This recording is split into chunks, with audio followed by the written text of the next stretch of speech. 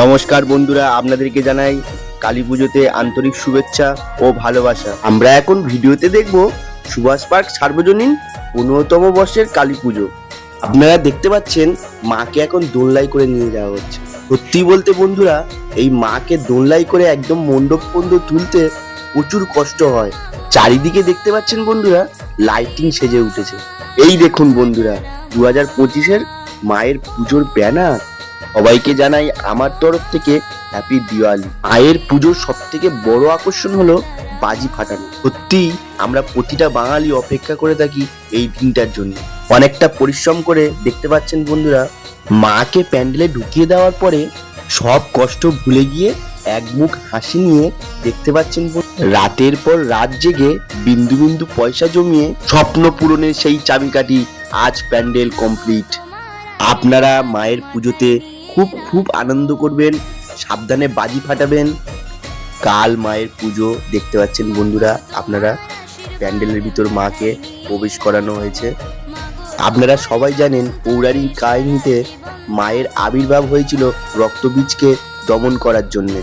রক্তবীজ বধ হওয়ার পরে মায়ের ওই রুদ্র রূপকে ঠান্ডা করার জন্য স্বয়ং ভোলে বাবা মায়ের পায়ের নিচে শুয়ে পড়েছিলেন। সত্যি কমিটির প্রতিটা ছেলের মধ্যে যদি না একতা যদি না থাকতো, তাহলে এই পুজোটা হয়তো সম্ভব হতো না।